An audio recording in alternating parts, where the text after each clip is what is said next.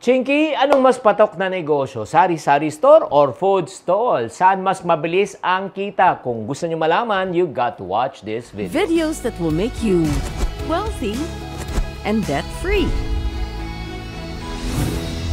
Hi there, this is Chinky Tan, your pambansang wealth coach. Thank you very much for tuning in for this channel, at this channel. Ito yung channel ng mga iponaryo at mga paunlad. Yes. Oy, mayroon tayong letter sender, sinabi ni Cecil. Sir, pwesto akong hallway, ano magandang ilagay? Business, tindahan, ihawan, or karenderya? So, ang pag-uusapan po natin na, yun nga, tindahan or pagkain, no? So, mag-evaluate po tayo para tulungan natin si ate, no? And then, kung kayo po ay ganun din iniisip nyo, this is the video for you. So, pros and cons, pag-uusapan natin at anong tamang way on how we can make the right decision. I'm sure marami po sa inyo torn, no? Especially if you want to start a business, torn between two lovers. Yes, isn't like a fool. Loving both of you is breaking all the rules. Next naman. So, evaluate na po natin, i-identify na po natin ang inyong mga haka-kaka at maliwanagan na kayo. Let's start with the sari-sari store. Ano po ang pros ng sari-sari store? Number one, versatile. Marami siyang produkto. Meron siyang kape, di ba, noodles, pagkain, yosi, tapos meron siyang yung 3-in-1. Lahat nandun. Shampoo, di ba? Para kang mini grocery. Oo. And then, kagandahan din po niyan, you can also offer convenience, especially sa mga kapitbahay mo, yung mga target market mo. And then, maganda yan, kahit nasabihin po natin, hindi kalakihan po ang benta, pero steady ang income, steady. Siguro, pwede kang bumenta kung talagang maganda yung community mo, nasa 1,000, 2,000, 5,000 pesos a day. Not bad, di ba? And just to give you a perspective, ang sari-sari store po can easily net, ha? Minimum 10% pataas siya. May mga products na mas mataas, no? Lalo na yung mga candies yan, matataas po mga profit margin yan. Okay, and then, so ang ibig sabihin po niyan, pag bumibenta kayo ng mga 1,100, kita mo 5,500 pesos ang kikitain mo per day. Ang cons naman po nito ay ito, yung parang ang daming produkto. Inventory management. Number two, as your business increase, whether you like it or not, magdadagdag produkto, limited space. At the same time, number three, kung ikukumpara po natin ang pagkain sa mga FMCG or fast-moving consumer goods po, mas maliit po ang profit margin po compared to food. Now, let's go on to the other side naman, pagkain o karinderya, diba? Ang kagandahan po ng karenderya, number one, simple lang. I'm sure naman may lutuan na tayo sa bahay. Pwede ka naman lutong bahay, tapos bili ka lang ng kaldero. Sa labas, pagkatapos yan, yung parang, ang tawag nung, bubukas ka lang ng mga basta yun na lalagyan ng ulam. Okay? I-type nyo na lang kung ano yun, nakalimutan ko tuloy. No? Pwede kang mag-offer ng mga ganong pagkain, mga turo-turo. And then, mas maganda po ang margin sa pagkain, just like what I mentioned. Minimum ang pwede mong kitain yan na 50 to 100% based on your like for example, 100 pesos ang puhunan mo dyan, pwede kang kumita ng mga 50 pesos or 100 pesos. Depende kung anong produkto na iyong binibenta o niluluto.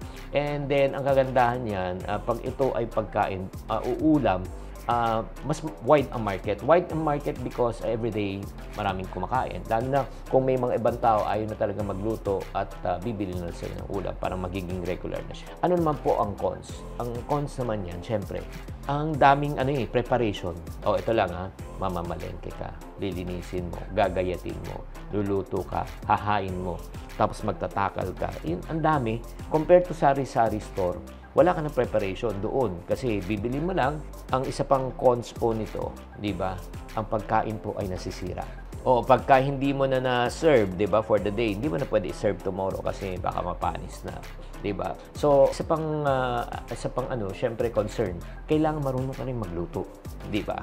At kung hindi ka marunong magluto, yun na. Compare again to sa sari-sari store, kahit na hindi marunong magluto yung tao, basta marunong lang magbenta at marunong na bumili, di ba? Pwede pang tuloy-tuloy pa rin negosyo.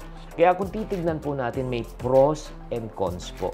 Okay, bago natin sagutin kung ano mas maganda, batiin muna natin si Sinlaya, si Lexter Lore 25, si Raniel Mansilao. Maraming salamat po. Kaya kung titignan po natin, ano po ang chances na magtagumpay ang sari-sari store? It all depends on the location and the product selection. Maganda ba lokasyon mo? Maratao ba? Tapos yung mga produkto na meron, kaya magusto ng mga tao, di ba? Ano naman yung pwedeng ikalugi ng sari-sari store. Ang pwede naman ikalugi naman ng sari-sari store, yung ito lang po, pautang. Madami ako nakitang sari-sari store ang nagsasara dahil nga hindi na kayang maka-cope up dahil nga yung mga taong nangutang hindi po nagbabayad. Wala na sila pang ikot ng puhunan. Or mismo, nagagamit ng may-ari ang loob ng laman ng sari-sari store. Ngayon naman, ano naman ang highly chances na maging successful naman po ang food stall? Yes, depends on the food, syempre, na hinahain mo, food, price, taste, yan po ang kailangan po natin i-consider. And then also, ano naman likelihood naman baka magsara naman ang isang food stall? Siyempre, pagka walang kumakain, at the same time, hindi nagustuhan ng pagkain mo. At pwede rin, kung ikaw ay nagpapautang, pwede rin magsara dahil sa utang.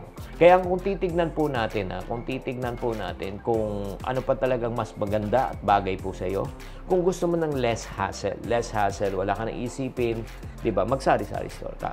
Pero kung gusto mo naman, ikaw may personal touch ka, may time ka naman, gusto mo talaga magluto, magkarenderya ka.